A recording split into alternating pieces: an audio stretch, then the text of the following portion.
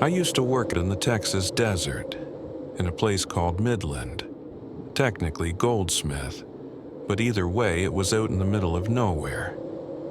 My job was in a warehouse where we shipped drilling motors, collars, and other tools to rigs.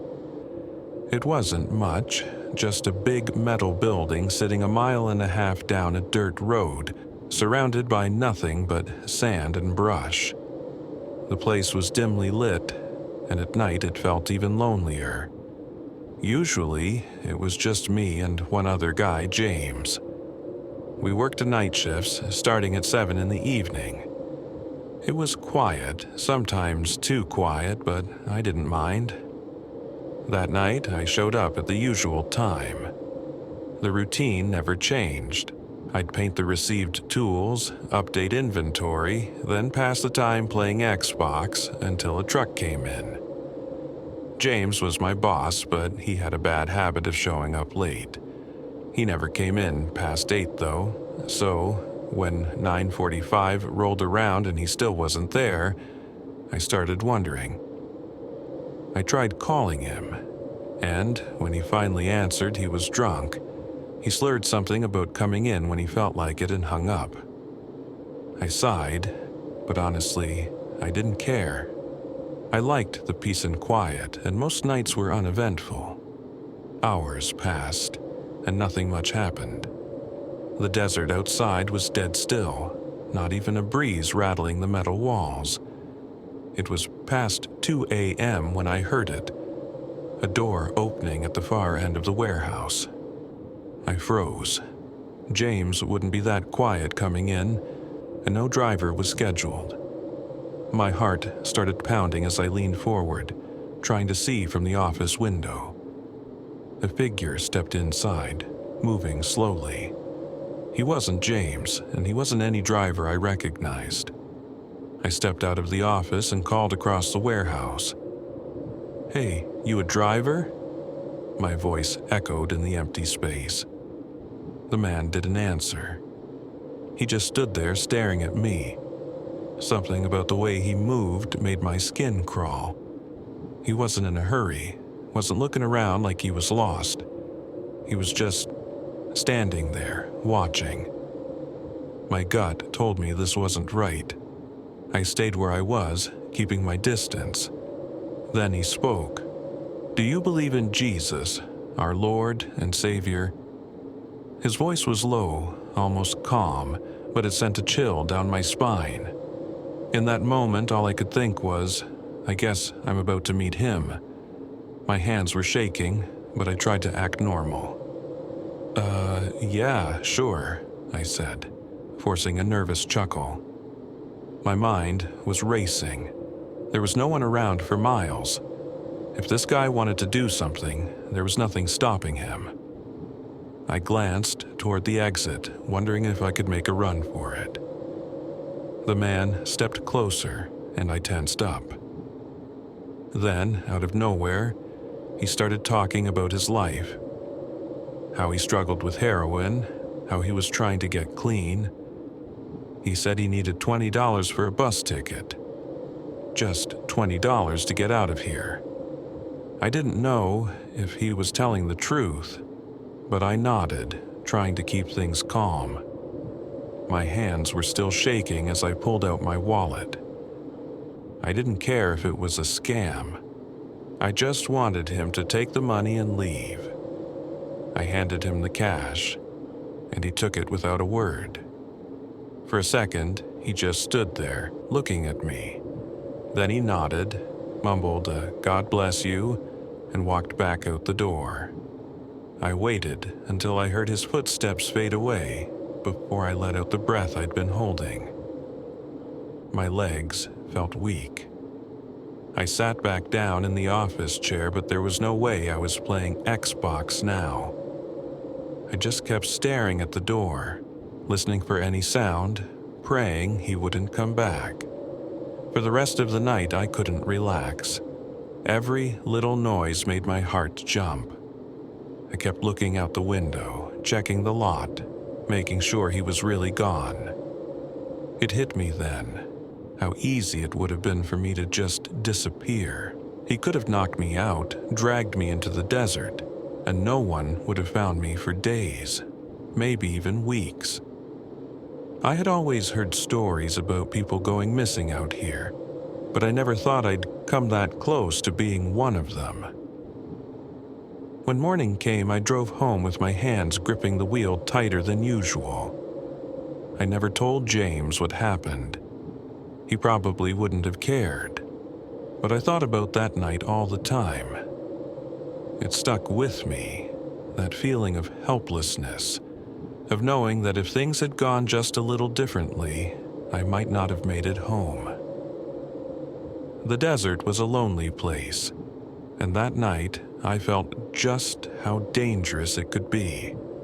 I don't work there anymore. I got out, found a safer job, and put that part of my life behind me. But every now and then, when I'm alone at night, I remember that man's voice, the way he stood there in the dark, asking if I believed in Jesus. And I wonder what would have happened if I had said no.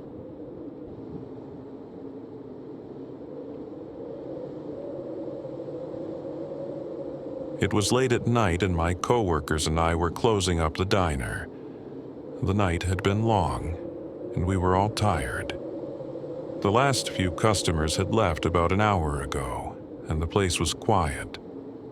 The only sounds were the hum of the kitchen equipment and the occasional beep of the fryer. We cleaned up quickly, wiping down tables, sweeping the floor, and making sure everything was in place for the morning crew. Finally, it was time to close. My manager locked the doors, and one of my coworkers turned off the outside lights. The restaurant was dark now, only the glow from inside lighting up the parking lot. We stood together near the counter ready to leave when suddenly the restaurant phone rang. We all froze. It was strange. No one ever called this late. The phone sat there, ringing loudly in the silent diner. My manager hesitated for a moment before answering. "Hello?" she said, her voice unsure. There was silence for a few seconds, then a man's voice spoke. "I know there are only girls in there." A chill ran down my spine. My coworkers and I exchanged nervous glances. My manager's face went pale. "I've been watching for a while," the voice continued. "Don't come out, I'll be waiting for you." We all felt frozen. My heart was pounding so hard I could hear it. Was this a prank? Sometimes kids would call and mess with us, but this didn't sound like a kid. The voice was deep, calm, and serious. My manager quickly hung up, her hands shaking. We tried to shake it off. Maybe it was just a joke.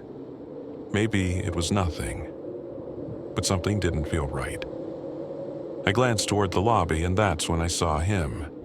A tall man stood by the glass doors. He wore a blue-collared shirt tucked neatly into his pants. He was facing away from us, standing still, like he was waiting for something. Panic spread through the group. No one wanted to move. No one wanted to go near the doors. My manager grabbed her phone and quickly called the police. "There's a man outside our diner. He called us. He said he was watching. Please send someone fast."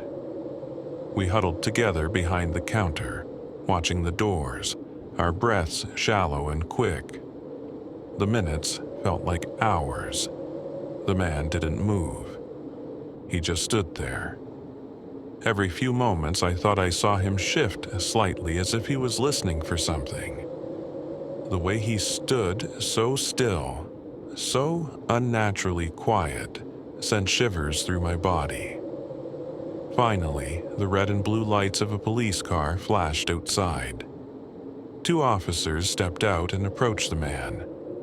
We watched as they spoke to him. He barely reacted. He turned his head slightly as if considering his options. Then, after a short conversation, he turned and walked away into the night. The officers came inside and talked to my manager. He said he was just waiting for a ride, one of them said. But if he comes back or does anything strange again, call us immediately. We nodded, still shaken. The officers stayed outside for a while, watching the parking lot, making sure the man was really gone. It felt a little safer knowing they were there, but none of us wanted to be the first to step outside. That night, we left together. No one wanted to walk to their car alone. The darkness outside felt thicker than usual, and every shadow looked like it could be hiding something. We checked the back seat of our cars before getting in, locking the doors the second we sat down. I drove home feeling uneasy, glancing at my mirrors more times than I ever had before. I never saw that man again, but I never forgot the fear I felt that night. The way he stood there, the way his voice sounded over the phone. It haunted me for a long time, and I never worked a closing shift without looking over my shoulder again.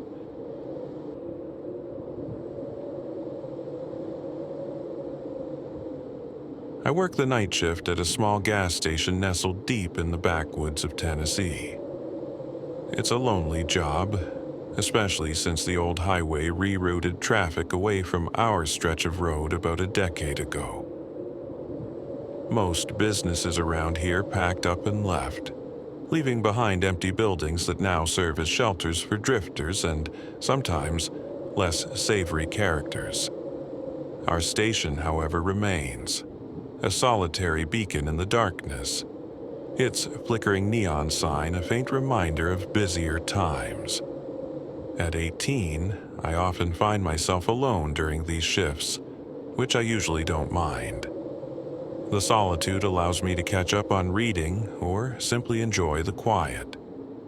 But there's one part of the job I dread: retrieving stock from the basement.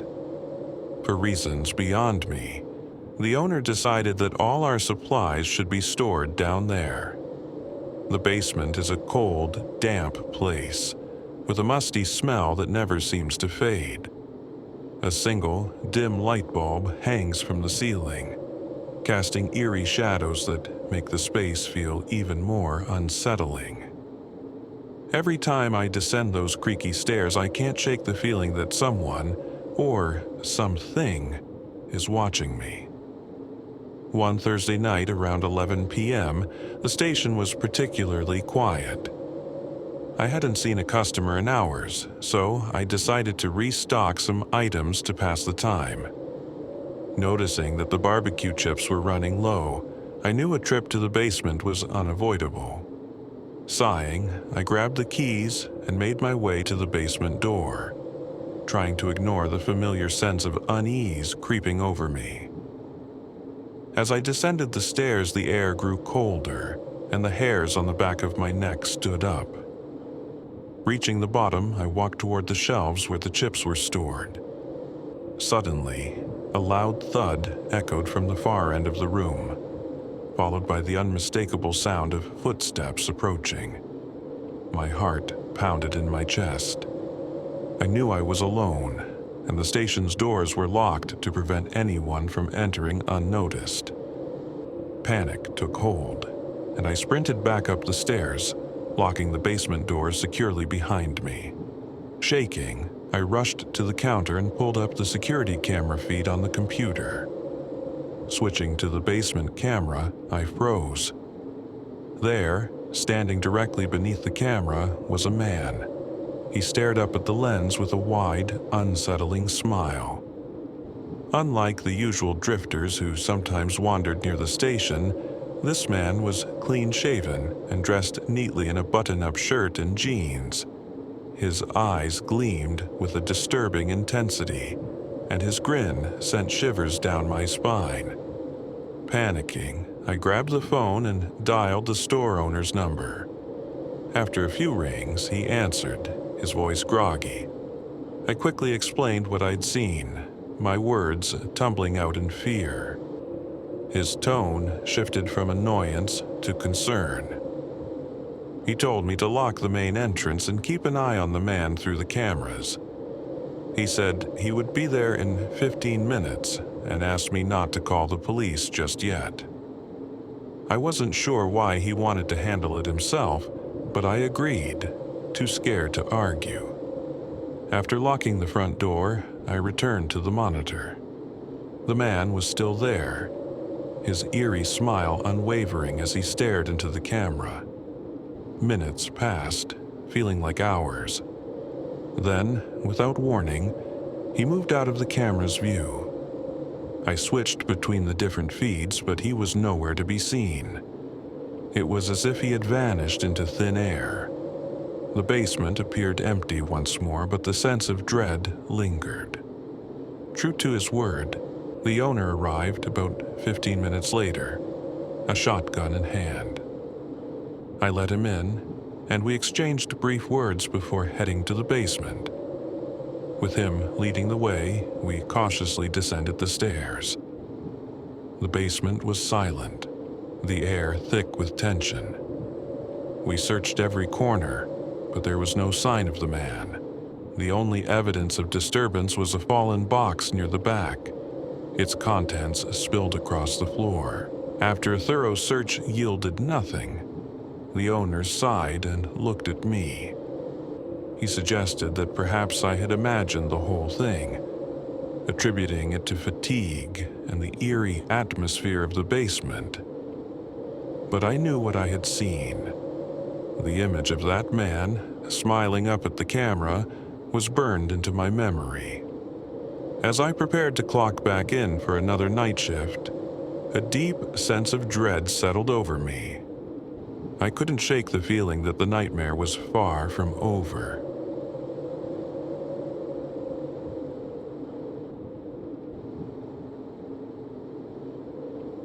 I had always worked alone at night, cleaning an old church. At first, it seemed like a peaceful job. The church was big and quiet, with tall windows that let the moonlight shine through. During the day, it felt like a beautiful and calm place, but at night, everything was different. The silence seemed to stretch on forever, broken only by the sound of my footsteps or the wind outside. My job was simple: sweep the floors, dust the pews, and lock up when I was done. To make it less lonely, I always listened to music on my earbuds while I worked. That helped me focus and forget about how empty the church felt at night. The church had an attic that I never needed to go to. I knew it was used for storage: old furniture, boxes of books, things no one needed anymore. The only way to get up there was by a narrow staircase that led to a heavy metal door.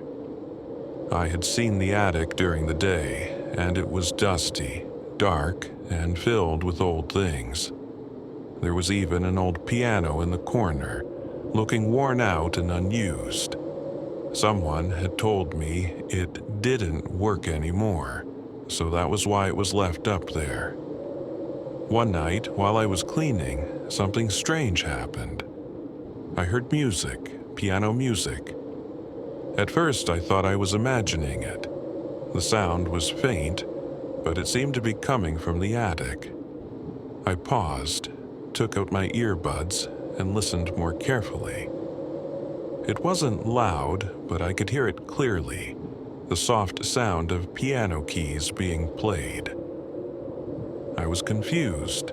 The only other person who worked the night shift was off that night and the doors were locked. No one else should have been in the church. Maybe someone was playing a prank on me. I didn't know what to think. I decided to go check it out. I grabbed my flashlight and slowly walked up the stairs to the attic. Each step creaked under my weight, making the silence feel even louder. When I reached the top, I noticed that the metal door was slightly open. Just a little bit, but enough for me to see inside. I pushed the door open, and the attic looked just like I remembered, dusty, dark, and still. The piano was in the corner, just as old and unused as before. No one was there. I walked over to the piano, running my fingers over the dusty keys.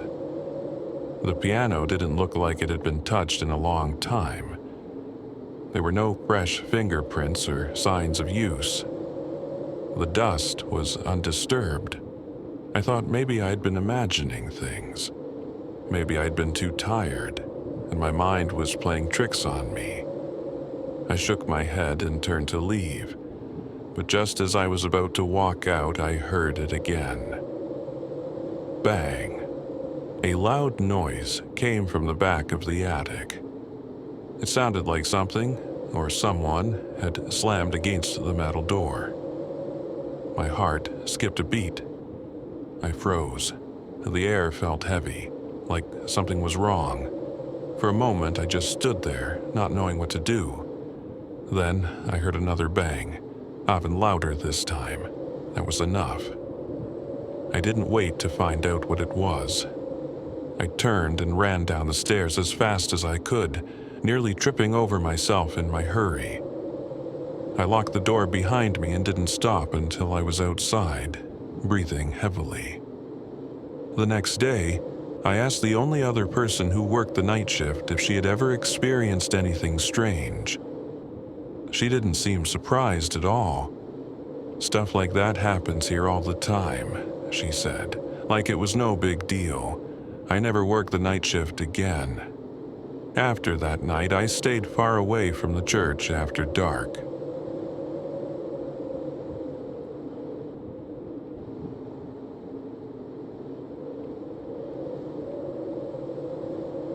I still remember that night as if every detail were etched into my memory.